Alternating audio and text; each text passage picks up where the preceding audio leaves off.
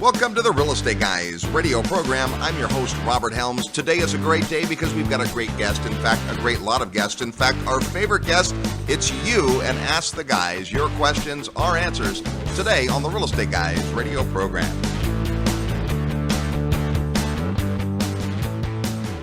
Are you ready to profit in paradise? Hi, it's Robert Helms, and if you think real estate investing means tenants, toilets, and termites, think again. Located just a short plane ride from the U.S., a virtually untouched paradise awaits, the beautiful country of Belize. When you go to Belize with the Real Estate Guys, you'll spend 4 fabulous days discovering one of the most intriguing real estate markets I've ever seen. With its jungle rainforest, pristine beaches, and 81-degree turquoise water, Belize is one of the most beautiful places on earth. Plus, it's considered one of the top 7 tax havens in the world. Belize property is on the rise, and many experts think the best is yet to come. But don't just take my word for it. Come experience Belize firsthand at our upcoming investor field trip. When you join us, you'll discover the many reasons we love Belize, like tremendously undervalued beachfront land, super low taxes, ease of doing business, and so much more. Get the details at realestateguysradio.com. Just click on events. See paradise for yourself. Click events at realestateguysradio.com, and I'll see you in beautiful Belize. Welcome to the Real Estate Guys radio show. I'm your host, Robert Helms. With me, as usual, co-host, financial strategist, Russell Gray. Hey, Robert. One of our favorite things to do is talk to our listeners. It is. It's great. When we can't get you at a live event, the next best thing is to read through your Ask the Guys questions and figure out which ones we're going to answer. Absolutely. It is second best, right? We love at our live events. If you've never been to one, we always hang out before, afterwards, during, talk real estate till the wee hours, and we love to do that. But a lot of you live far away. A lot of you don't come to events, and people have lots of questions on real estate, and all you have to do is go to our website at realestateguysradio.com and click Ask the Guys. That's how you get your question to us. We get lots of these questions, frankly, a lot more than we could answer, but we go through them and we pick out the ones that we think lots of folks can benefit from. If it's something really specific, then maybe not. I know it might be a burning question for you, but if it doesn't apply to a lot of folks, we probably won't do it on the air. We unfortunately don't have the time to respond individually. Occasionally that happens, but we really want to make sure that it leads folks to education for effective action. So thanks to all the folks that wrote in. We got great stuff today. Only really 2 caveats. Number 1, we are not tax professionals or attorneys. We do not give advice. We give ideas and information. And number 2, we can't get to all the questions. So let's go as quickly as we can. Here's question number 1. This is from Jenny in Mission Viejo, California. My husband and I have inherited some money from his father. We'd like to invest in a rental property. We're looking at Austin, Texas because of the lower house prices. We already have 2 other rental properties. We live in California. Is it prudent to invest in a property if it's out of state? Thank you. Well, Jenny, it depends on you whether it's prudent or not. I like to say live where you want to live and invest where the numbers make sense. If you live in Mission Viejo and you can't get the numbers to work on a rental property there, then there's no law I know of that says you have to invest in Mission Viejo. It's a big, beautiful world. Yeah, it definitely is a big, beautiful world. And since I've been hanging around with you, I've seen a lot more of it. So That's awesome. I think that a couple things. First of all, Jenny, sorry about your father-in-law. It's always nice to inherit money, but it's never fun to lose a loved one. So condolences there. And as far as the contrast between California and Texas, there's a lot to think about, right? When you go in to look at a market outside of your own area, to Robert's point, the first thing we always look at is personal investment philosophy. What are you trying to accomplish? Markets have personalities and they behave differently. Some are more for cash flow. Some are a little bit more for appreciation or poised for appreciation. You can't always predict that that's going to happen, and there's a lot more to it than that, but you kind of get the gist of it. The next thing from your personal investment philosophy is you pick markets that have a personality that matches what you're trying to accomplish. And then the third thing is a team. And so the thing to me about out of area market investing that makes it prudent or not prudent is how good is your team? Because if you have a good team can really make the difference. And we've talked about that a lot of times in the past. If you haven't heard those shows, then dig through the archives and look up the ones where we talk about personal investment philosophies and how do you find a market. In terms of Texas versus California, California is arguably in the top 2 worst landlord states there is. So if you're a landlord in California, you're going to love Texas. And then the thing about Austin, though, it's interesting you talk about it being affordable.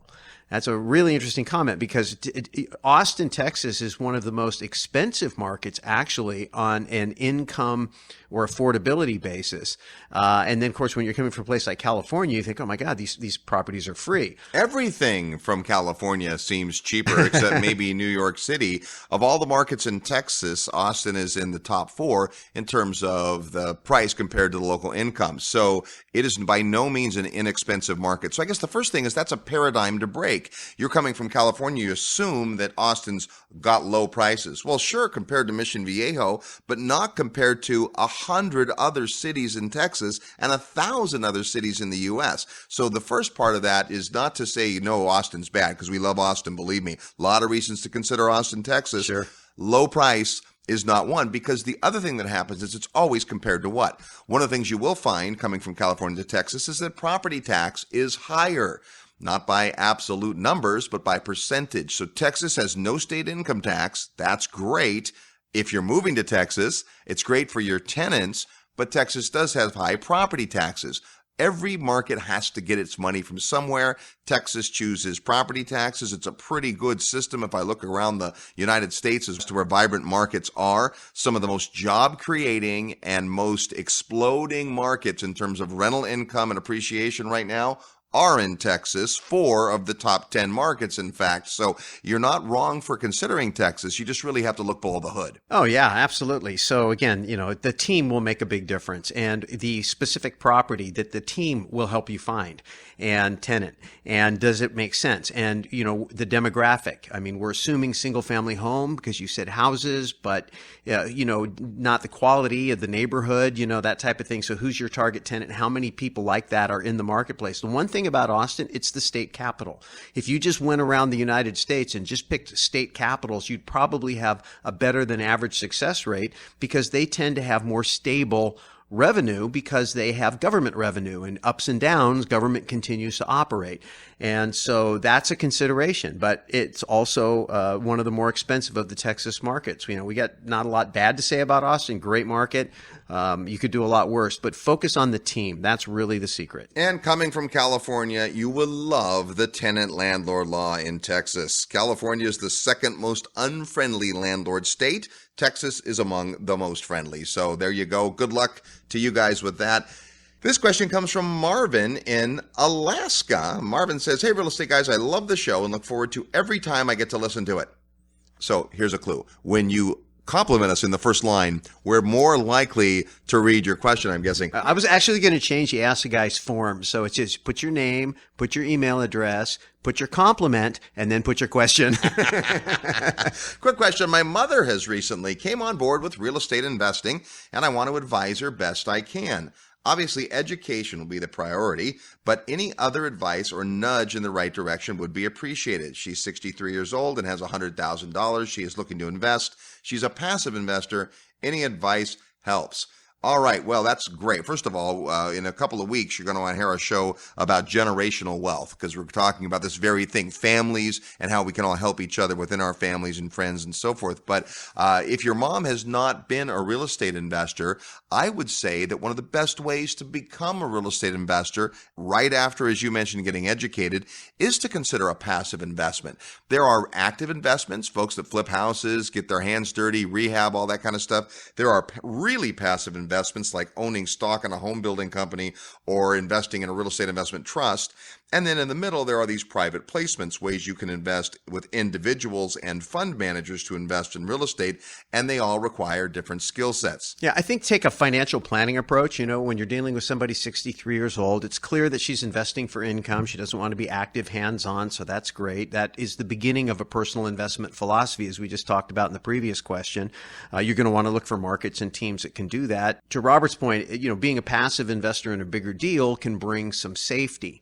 I'm going to bring up a couple of things maybe you wouldn't even think to ask, but this is your elderly mother, and I'm not that far underneath her as far as age. I wouldn't call 63 elderly. From a law perspective, she is. And one of the things to be very careful about when you're helping an older person make investments is a thing called elder law. Even your mom. Even your mom, especially if you have siblings involved. Let's just say, for example, you were to direct her into a deal or point her at somebody that you thought looked good and she were to lose that $100,000. You could end up having issues if your siblings or even your mother was upset about it. So start with education, build yourself a solid team of advisors, have more than your brain working on the problem, which is great that you're reaching out to a radio show.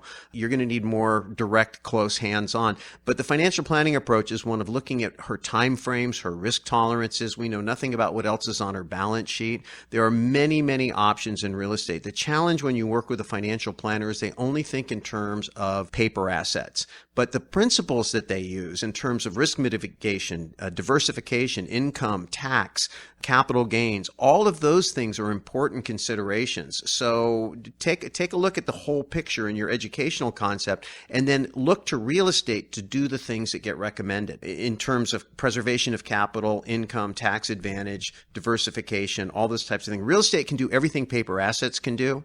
And the problem is real estate investors think about transactions. They don't think about planning. The problem with planning is they don't think about real estate. You've got to put the two together if you really want to be an effective real estate investor. As far as education goes, the great news is there's lots of great books out there which are inexpensive and readily available. You can probably find some online courses which are great too. You might get her out to a live event, and the thing you need to be careful of, guys that attend a lot of live events, is there's some great ones, there's some shoddy ones, and there's some shady ones. So just choose wisely. Be prepared when you go to a free seminar to be sold something.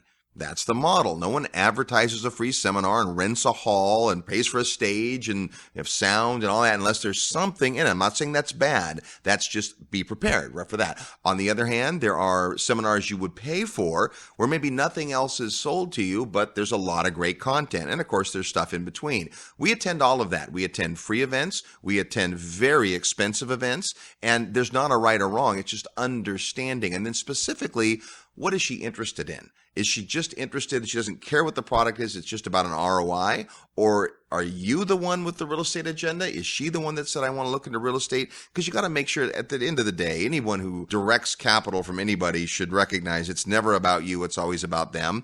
This is about your mom. And obviously you care about her or you wouldn't be asking. And obviously she needs to be as careful as she can, as prudent as she can. But not so prudent and not so careful that she never does anything with her $100,000, because if history shows anything, it shows that that's going to be worth less 10 years from now and 20 years from now than it is today. Yeah, well, I mentioned diversification, and I don't know if this is her entire portfolio, but just one thing to consider is maybe not exposing it all to one deal or one transaction. If she's got more to work with, then that could be, maybe fine. The other thing, just kind of a sidebar, we've had Jean Garino who does assisted living facilities. And when you have somebody 63 years old, hopefully she's in great health and she's a long way from ever needing to be in an assisted living facility. But if you were of a mind to syndicate, you might be able to pool her money with your money or other people's money and actually buy one of these high cash flowing operations and accomplish more than one thing, right? You produce income on her money today, but you're also positioning for maybe her longer term care down the road. Well, absolutely. Plus, she may have other people that are in her same position. Birds of a feather flock together. Maybe she has other friends, other people in the family who are also looking to passively invest, and doing that together, there's strength in that. You want to make sure that the person you find has a great reputation and get the references and all that kind of stuff. I think that obviously syndication is a thing we talk about a lot because we think there's great power in it on both sides. Just at the last syndication event we do, as you probably know if you listen to the show, we do our Secrets of Successful Syndication seminar. It's 2 days. It's got lots of folks that speak, including an attorney. And so we get people that attend that because they're interested in investing in somebody's syndication, not because they want to put together a syndication. That was kind of a paradigm break for us when we first noticed that. But this last event, I met a half a dozen people out of the 125 that were there who expressly came because they wanted to be prudent investors. So getting educated about how to invest in something maybe means you need to get educated about the very topic. Yeah. And take a look at our special reports library. We've got webinars and free reports in there. We're always adding things to that. We're picky about what goes in there, but check it out. You just go to the website, realestateguysradio.com, and under the resource tab, you'll see special reports. And I think Jean Garino's actually got a webinar in there on assisted living, and you'll find other things in there that you might find interesting. It's Ask the Guys today. Your questions are answers. If you have a question for the Real Estate Guys, just go to our website at realestateguysradio.com and click Ask the Guys. More when we come back. You're tuned to the Real Estate Guys radio program. I'm your host, Robert Helms. Live nationwide, you're listening to the Real Estate Guys. Find out more at realestateguysradio.com.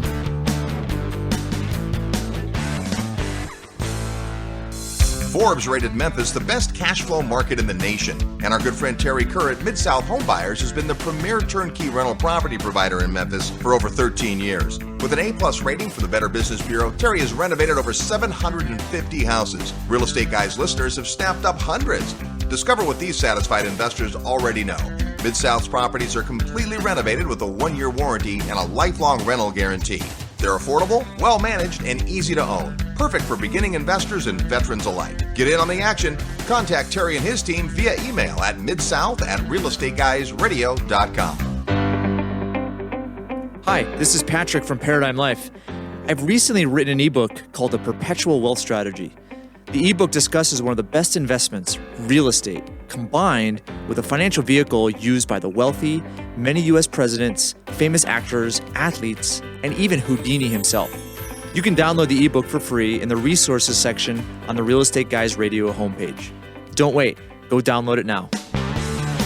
Hi, everyone. This is Jim Rickers, the author of The New Case for Gold, and you're listening to The Real Estate Guys. Welcome back to the Real Estate Guys radio program. Thanks for tuning into the show. Hey, yeehaw, come with us to Dallas, Texas. We are doing our field trip to Dallas at the end of June. We'd love to have you there with us. It's a great way to see that market, but also a great way to see a real estate market through the eyes of professional investors. We've got lots of great folks that help us out with this who really know the market well, and you're going to meet a whole bunch of great people. All the details on our website at realestateguysradio.com. Today it's Ask the Guys. You guys are awesome in putting all these great questions in our inbox, and we're going to answer as many as we can. This one comes from Alan in Glendale, California. That's 2 in California. Hello, Real Estate Guys. I'm a beginning investor and just started listening to your podcast. I've learned so much from you guys and your guests that you have interviewed. Thank you. I have 2 questions. Number 1, I live in Glendale, California. Do you have any events planned in the Los Angeles area?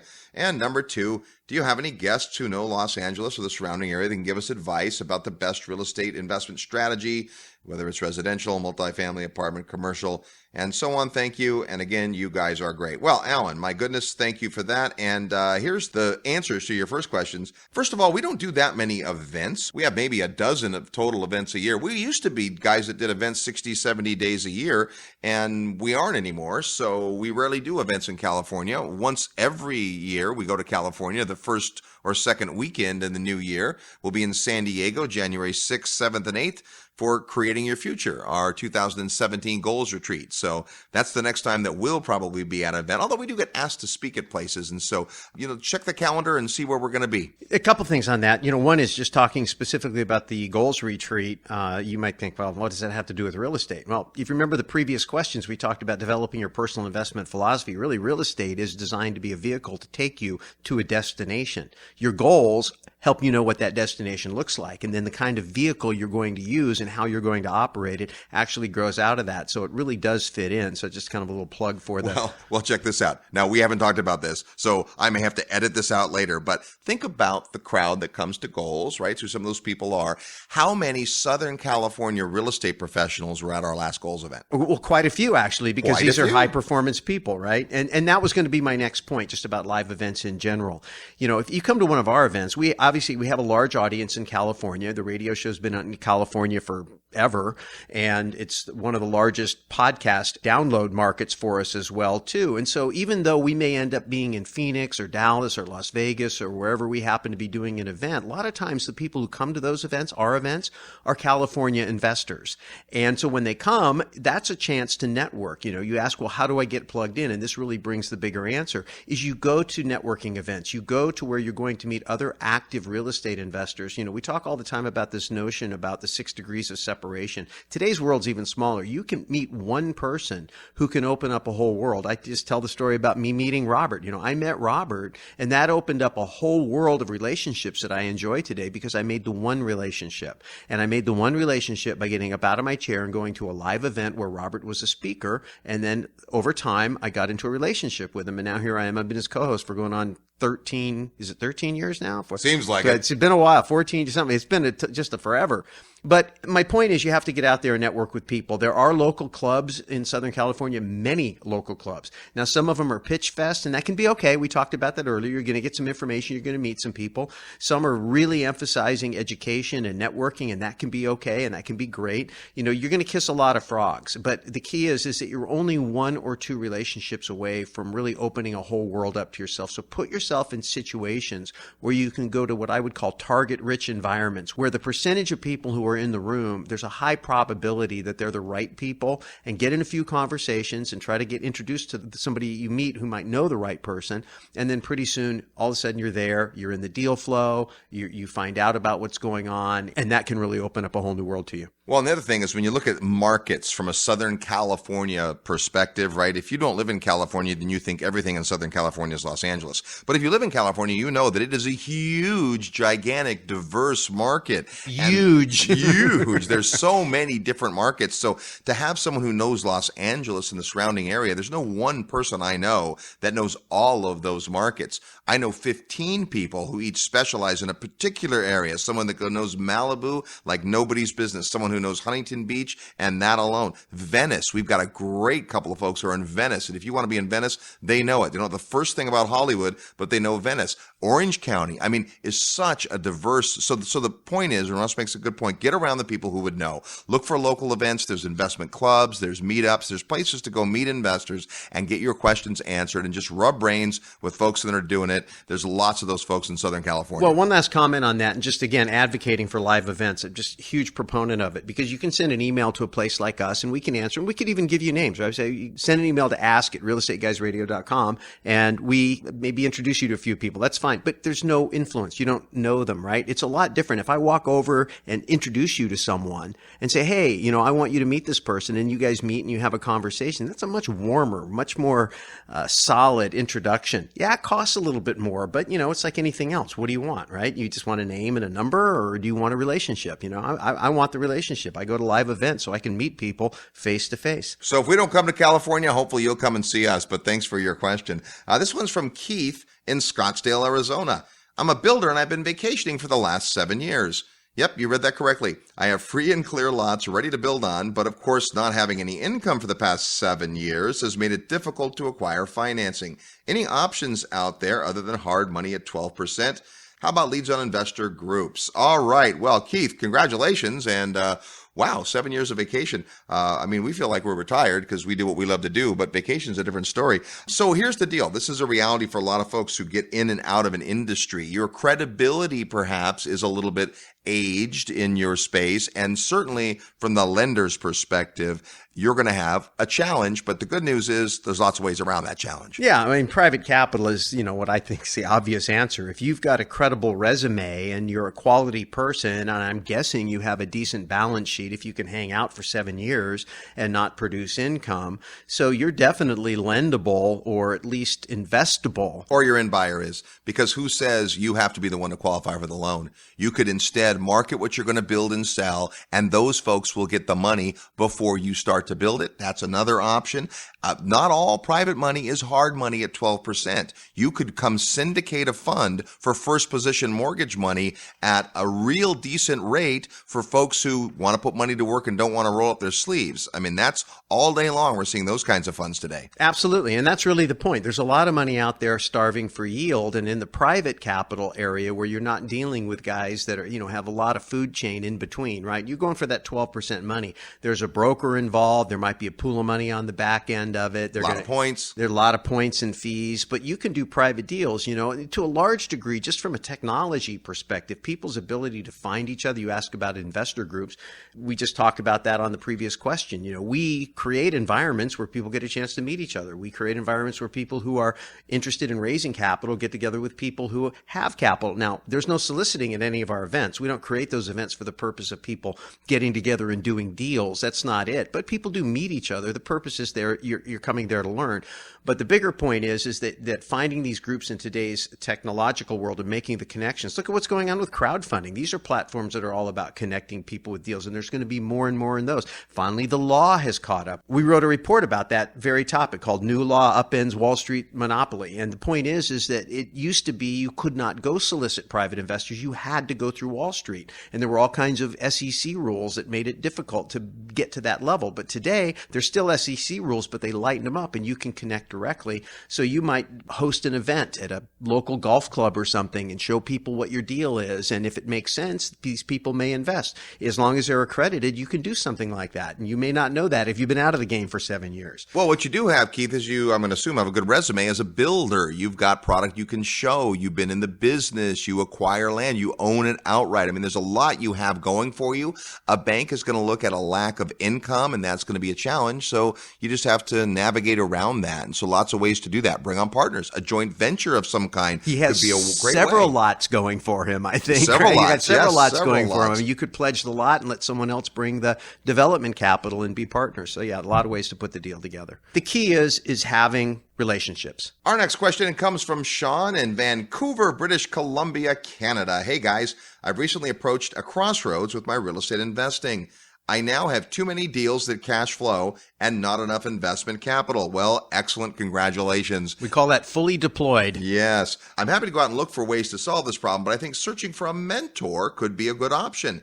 However, I'm worried about how difficult finding a mentor is and then vetting them to ensure they're the real deal. Do you have any recommendations or know of anyone in the Vancouver area who's open to a mentee with the problem of having too many deals who can help create a long-term strategy? By the way, the deals I have are not in Vancouver. It's hard to find cash flowing properties in a market where a $700,000 two-bedroom house sells for $500K over asking price. Yes, that is a challenging hot market there. So, right, live where you want to live, invest where the numbers make sense. If that's true for the deals, why can't it be true for your mentor? Why does your mentor have to be in Vancouver? I mean, the obvious reasons I want to get together for coffee and meet with the person. Well, we have Skype, we have phones. There's a lot of ways. The person you're looking for may live in Vancouver, but that also could be a very limiting way to look at it. Yeah, exactly. Why would you want to limit your mentorship opportunities to a geography any more than you would limit your investment opportunities to a geography? You want to go where you can get the best opportunities. So the key is to find the right person. Do we know somebody in Vancouver?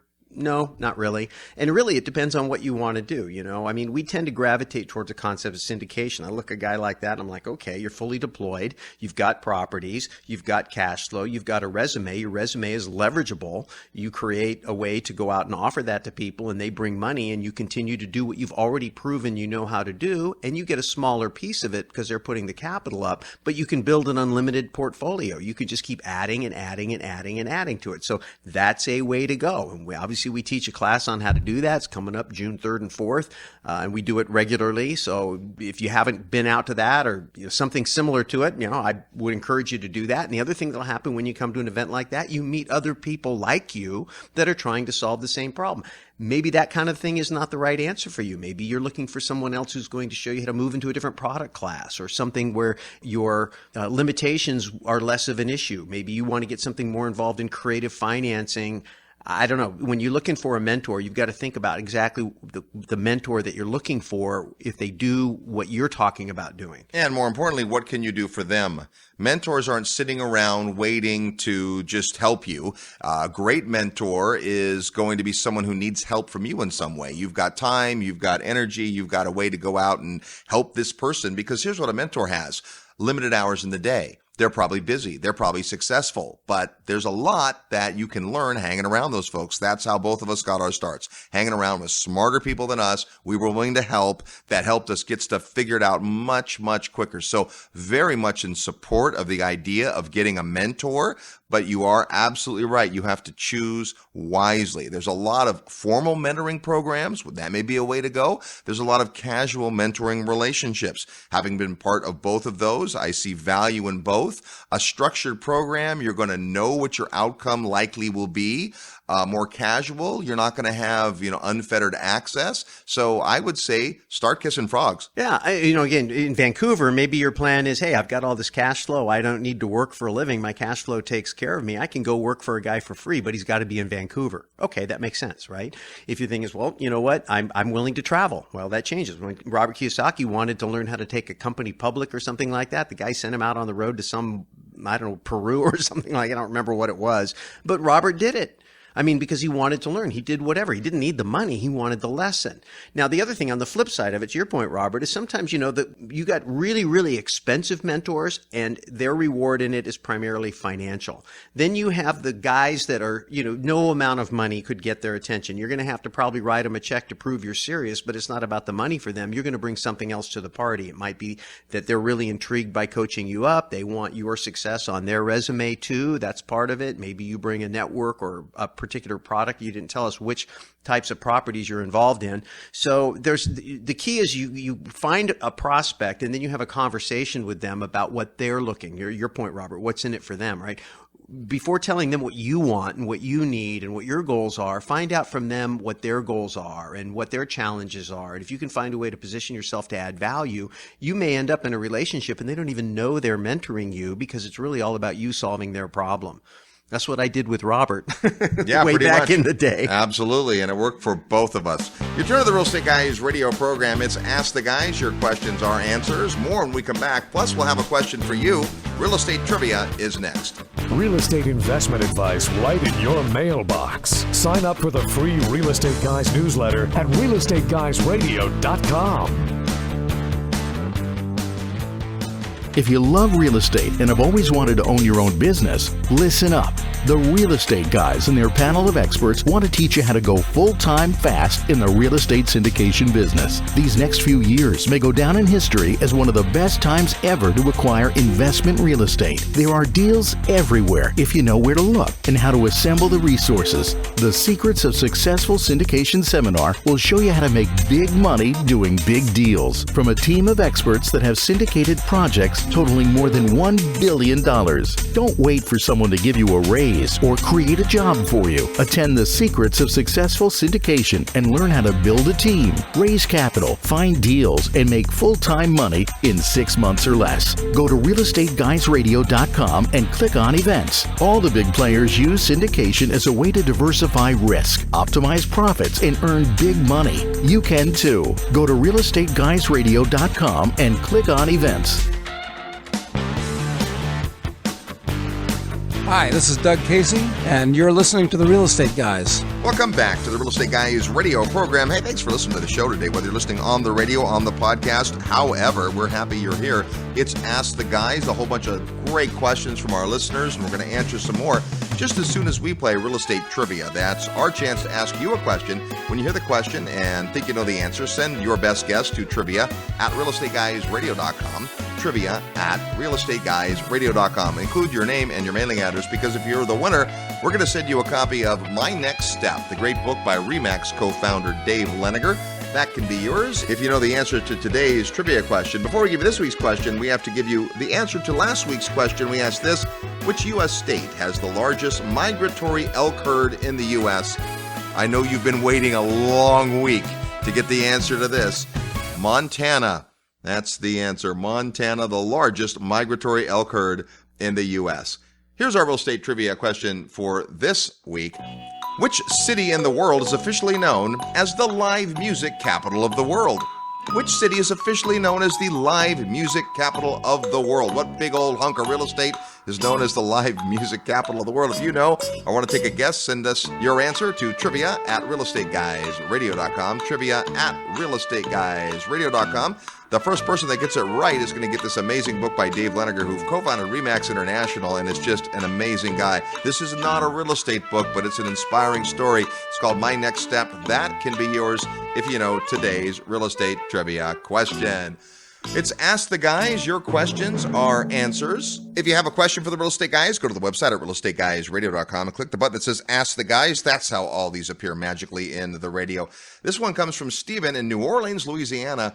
He says, hey guys, I'm interested in attending the Secrets of Successful Syndication in June, but I would like a little more information on the seminar. I'm not saying your program is like other programs, but I'm not interested in a seminar that is very broad. I'm interested in networking and diving deep into the syndication systems. Do you have an agenda for the conference yet? Well, we had a couple of questions and mentions of syndication, so why we might not normally answer this type of question on the radio, I think it might make sense to, because there's a couple things. First of all, this event and all of the events we do not have a published list of what we'll be covering by hour, by day. And that is extremely strategic. The thing is, the world changes, the crowd is different, the speaker lineup changes, and we want the speakers to be able to talk about what they're most passionate about, what they think is most important.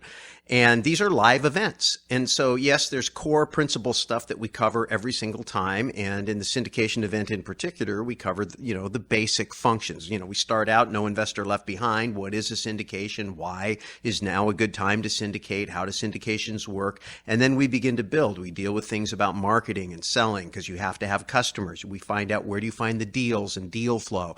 We got to talk about the legal considerations. Most people who teach these programs don't go there because it's boring, but we talk about asset protection and insurance structuring, and we do a lot on case studies, and we never know who's going to be in the room. We pull people out of the crowd that we know that are there because we have a lot of students who take this thing over and over and over again, and that ought to say something, right? About a third of the room is people that have taken it at least once, sometimes 2 or 3 or 4 times. I think the record holder is going to be like number 7 or 8 this June, right? Yeah. It's crazy. All of those things are important. Now, you talk about systems. Are we going to get out there and do operational flow charts and things like that? Well, no, because everybody's going to design their business their own way. But basically, there's 2 core systems you got to have. You got to have a pipeline of investors and money and a pipeline of deals. And when you build that out, that's your system. How you do that, the context under which you do all that is largely what we cover. We do have a networking event, but it's not about pitching deals. There's no soliciting at our events.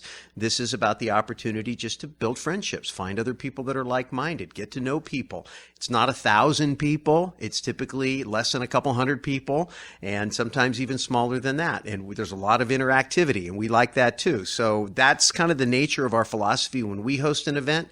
We've never had anybody ever, in all the years we've been doing it, ever tell us there wasn't enough content or it wasn't worth the money. Or that it was too basic. If anything, we get the opposite. If for a lot of people, it's over their head. And that's not by design. We're not trying to snow people. The workbook is big. There's a lot of details. There's a complete sample private placement memorandum. You'll see a couple of different business plans, executive summaries, so you know how people who are really making money go out and do it. This next one, we've got an amazing case study for you. If you'd like to learn how to raise money, what if you could raise more than $10 million in an hour? We're going to teach that at the upcoming syndication event. So if you're doing better than that, don't come. It's not theory, right? By the way.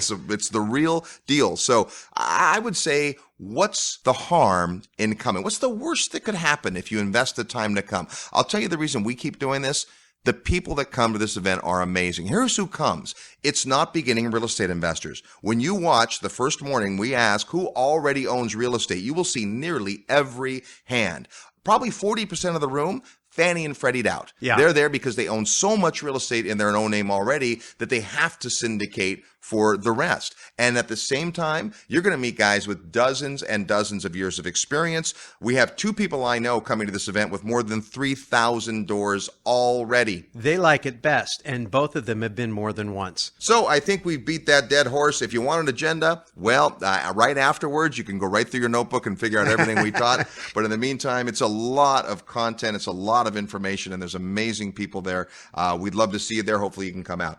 It's Ask the Guys today. Your questions are answers. Wow, that was quite a heated answer. I guess we have energy on that. This one comes from Doug, who is in North Dakota, Bismarck, North Dakota. He says, hey, I'm looking for some advice. Let me give you a little background. I'm a high school dropout with a great work ethic. I'm now 45 years old and have been a mechanic most of my life. My wife and I both have great credit scores, 800 plus. We've saved around 30 grand for a down payment on our first investment as a rental. We just came back from the Orlando, Florida area, and it looks like we may have missed the window. It seems as though the prices are going up, and with the property management fees, the properties tend to be cash negative. So I may be out of my league here. Is that all I should be looking at, or should I look at the investment as a long term, meaning every month I'd also have to invest, say, $150 on top of what the renter will pay?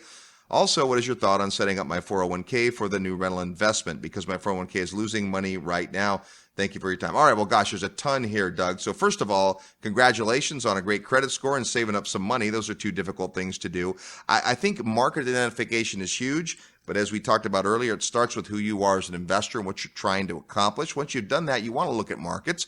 Orlando, Florida, frankly, is probably one of our top 10 favorite markets. Yes. But the prices have gone up in the last year. We've been talking about Orlando for 5 years. The best time to would have invested would have been 5 years ago or 20 years ago. But is it so high? Well, of course, if you're looking through the cash flow lens, it's got to be positive cash flow with 20% down. Well, there are neighborhoods in Orlando that will do that. Absolutely. And that's an area where we know a lot of folks doing it. At the same time, there's more to a real estate investment than cash flow every month. Well, absolutely. I mean, we named our book Equity Happens. Robert signs off the show most of the time with go out and make some equity happen. You know, it may be that you need to get involved in a value-added type deal where you buy a property that isn't quite ready for prime time. You get it up to speed and are able to raise the rent. So sometimes you get properties that are owned by lazy landlords, inattentive landlords, you know, people who are don't wanters, you know. I think one of the things you said you didn't say how you went into the market. I'll tell you one thing that I've learned that if you just fly in and you're Joe Schmo, not that you are Joe Schmo, because I think your name's Doug, right? Doug Schmo. Doug Schmo. But anyway, if you just show up in a marketplace and you ask a real estate agent or somebody to show you around, a lot of times you're looking at leftovers. And you have to understand this. We've beaten this, I know, but we do this all the time and people don't get it. This is a relationship business. And so when you go into a marketplace, maybe for the first time to look around, what you're looking for is not properties. You're looking for people. You're looking for relationships. You're looking to get on the inside. One of the biggest things that we do, and I wish we could do 40 field trips a year, because if we could find a way to do that, we could introduce more people to markets and teams, because the team is who helps you find the property. But they're not going to give a guy their best property. That all goes to their inside network, and then what's left over gets shown to everybody who just flies in and is in the schmo category, right? You don't want to be in that category. It's not an easy problem to solve. Part of the way you solve the problem, though, is by putting out a different problem you have. And that is that you've got a great credit score, you've got a little bit of savings, which is great. I'm going to guess you're a little shy on education specific to real estate investing. I wouldn't drop 30 grand on my education, but I would put a little bit of money into my education. Look for reputable programs. If you can find a local investment club that you can become a part of, and look and watch, and there's going to be a lot of people that talk, but try to find out the people that actually do and have had success doing what you want to do, and then find ways to add value to them so that you have a right to be in relationship with them. Maybe you barter. You're a mechanic. Well, everybody needs a mechanic. You know, maybe you can find a way, hey, if I were to take care of your car, would you coach me? And again, I don't know what kind of a mechanic you are, but you get the idea. I mean, be creative and get educated. And in the process of doing that, you'll begin to meet people, and those people will bring you to other people, and you will discover things. One thing you might want to do, and by way of education, again, it sounds like shameless self-promotion, but I'm going to do it anyway, because we have a lot of things we could do with our life besides do these field trips, right? We have a hard time fitting them in, and we don't have the same inventory of field trips on our calendar that we used to, because we're just quite frankly too busy for them. It doesn't make financial sense for us to show up for an entire 2.5 days with 30 or 40 people, but we do it. We love to do it. We love to do it. It just makes no financial sense. It doesn't make any financials, but we would do it. So we charge $1,000, right? $9.97 or $12.97 or whatever it is for the 2 days, depending on when you happen to sign up. But and you got to pay the airfare, right? And you got to pay for the hotel. But what you get is 2.5 days, and you get to look at a marketplace, and you get to meet a team, and you get to look at it through the eyes of an investor, and you get to talk with other investors. You get to meet people and build relationships. Now, I'm not suggesting out of your $30,000, maybe you want to spend, maybe $1,500 or $2,000 on that type of an educational experience. But I'm saying that's why we do. Some people do field trips for free. It's a fly and buy. It might be a little bit more aggressive, but maybe that's okay. Just leave your wallet at home. Don't get all hot and bothered, and just learn as much as you can. The point is, invest some time and invest some money and begin to get educated, but focus not on looking for the deal. Focus on looking for the relationships, and the relationships will bring you the deals. Absolutely. Great stuff. And don't get dissuaded by, any negativity out there and setbacks. The fact that the market is stronger than it used to be, it's not too late. You may have missed part of a market. You haven't missed real estate. So stick to whatever it is that got you off the couch to write the email and right. So that's really important stuff. You've done a great job with your credit. That will serve you well. When I talk to anybody who has an 800 FICO score, I know they don't own very much real estate, because as you own more and more real estate and you have bigger and bigger balances, by the very nature of the way that consumer credit scoring works, your credit score is going to come down. So get ready for that and get used to it. And it's all good. Just ask anybody who's got hundreds of units if their credit score is 800. Very, very rare, if any of the properties in their own name or if they're the primary signer on the loan, that's true. So get ready not to be attached to that, and then get out there and kiss a lot of frogs. All right, good stuff. You're tuned to the Real Estate Guys radio program. Ask the Guys today. More questions next. Need help with your real estate investment portfolio? Check out the resources page at realestateguysradio.com. To really get the most out of real estate investing, it's imperative that you pick the right market. But more goes into market analysis than just the latest headlines. Come learn how to see a real estate market through the eyes of experienced investors when the Real Estate Guys come to Dallas, Texas for an investor field trip. You'll learn a ton about what makes a market tick, and specifically the key advantages the DFW market and submarkets possess. Study the sustainable drivers, dig beneath the headlines, understand the financial metrics, and spend 2.5 days around other investors from other markets. And while no property is sold on the Real Estate Guys field trips, you will have the opportunity to pick the brains of real estate professionals that have been working in the market for years. Oh, and did we mention? It's a blast. Sample the local cuisine, experience the Dallas culture, and network like crazy. Visit realestateguysradio.com and look under events for all the details. That's realestateguysradio.com under events, and we'll see you in Dallas, Texas. Hi, this is Darren Hardy, author of The Compound Effect, and you're listening to The Real Estate Guys. Welcome back to the Real Estate Guys radio program. Thanks for tuning into the show, and thanks to all the listeners that send in questions. If you have a question for the Real Estate Guys, just go to our website at realestateguysradio.com and click Ask the Guys. There's a form there. You can send us your question. We will do our best to answer it if it is a question we think will apply to a lot of folks. And today, boy, these questions have been great. This one comes from Antoinette in Newark, Delaware. She says, I'm interested in purchasing a duplex in a warm climate area that may have lots of high-tech jobs like perhaps Tampa or North Carolina, etc., where I can use one side for vacation and eventually retirement and the other side for cash flow rental. How do I go about selecting a property, keeping in mind what is best for rental purposes as well as my secondary residence? All right, that is an excellent question, Antoinette, and I'm going to start with the fact that I believe you have a flawed premise.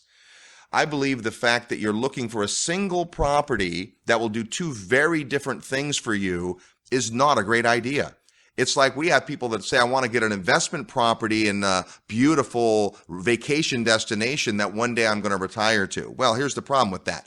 The home you want to retire to is not likely to be a great rental property. And a property that is a great rental property is very likely not going to be a home you're going to want to retire to. It's just like in markets, you look in the coastal areas, like I'll use California because I'm familiar with it as an example. Silicon Valley, where I've spent quite a bit of time, is a marketplace where the property values are extremely high. Right. And if you buy a home there to live in, it's great, but you would never want to rent it out because you will lose your shirt.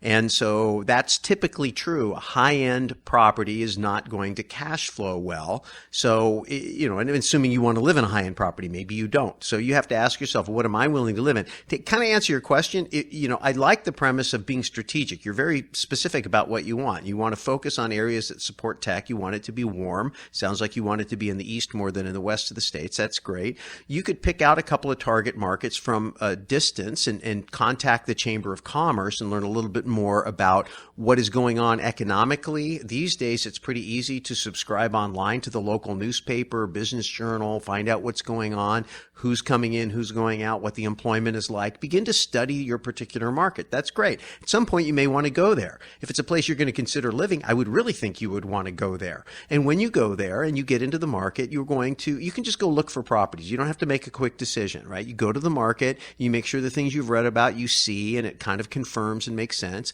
And then go look at some properties like a prospective owner. This is a place I would like to live. And go look at those properties. Then look at a property, look at maybe the very same property as a prospective tenant. And then do the math and ask yourself if that makes sense. I think if Robert's premise is true, you'll probably find that something is not going to match, and you're going to have to segregate or separate. You're going to have to say, okay, here's where I'd like to live and here's where I'd like to invest. You may decide to do that. You don't need a single property. You could have two properties in the same general area, but across town, and one cash flows and one is a place you'd be willing to live. That could be a possibility depending on where you choose. And then based on the feedback you get, then you need to think about, how am I going to develop relationships with people that can help me find the right property. Again, go back to what I've been saying the entire show, how important those relationships are. And you get into those relationships by seeking out people who are in that particular space. So it's going to be a lot easier to find a place that you want to live in. So I would really focus on developing relationships with people in the investment space. Very difficult to find any real estate professionals. When I say professionals, I mean real estate agents that have a high degree of experience with investment property. There's just not very many of them out there. That's the harder one to find. Well, not only that, if you find a great investment property agent, of which we know dozens and dozens, they aren't going to know anything about the single family market or the market where people are living. That's not their specialty. Their specialty is ROI and helping investors. Now, it's not an absolute, so don't hear that, oh, that's a dumb idea. It's absolutely possible. A good friend of ours has triplexes and fourplexes that they use as vacation rentals that are beautiful. They don't rent them on a monthly basis. They're not long-term rentals. They wouldn't perform very well as long-term rentals. So if you want one side for cash flow, that's not going to work on a month-to-month basis. But if you are in a market where people are coming to vacation, then there's the whole world of vacation properties that are not hotels, and that could be a way. But again, that's a very specific type of property as well. So I think you're on a great track, which is you're kind of in touch with the strategy Russ talks about. I would just separate those two things. Really have your want and wish list for where and when you want to retire and what that needs to look like. Like, you might want to retire in a warm climate, but do you care about retiring someplace that has high tech? No, that's probably more about jobs so there can be rentals. Vacation where you want to vacation, retire where you want to retire, but invest where the numbers make sense. Those may be two very different places. Well, hey, everybody, thanks for all your great questions today. There were a lot more we didn't get to. We need to do another edition of Ask the Guys, and we will. Not too late to get your question in. Just go to the website at realestateguysradio.com and click Ask the Guys. Thanks for your questions. Thanks for listening to the Real Estate Guys, and until next week, go out and make some equity happen. This episode of the Real Estate Guys radio show is brought to you by Paradigm Life. Powerful cash management strategies using life insurance. Learn more at beyourbank.com. Mid-South Home Buyers. Low-cost, turnkey cash flow properties in Memphis, Tennessee. Corporate Direct. Asset protection strategies for real estate investors. From attorney and rich dad advisor Garrett Sutton. Find these and other great companies under the Resources tab at realestateguysradio.com. To learn how you can expose your product or service to the Real Estate Guys audience, call 888-489-7723 extension 4. That's 888-489-7723 extension 4. Or use the feedback page at realestateguysradio.com. Thanks for listening, and we'll see you next week right here on the Real Estate Guys Radio Show.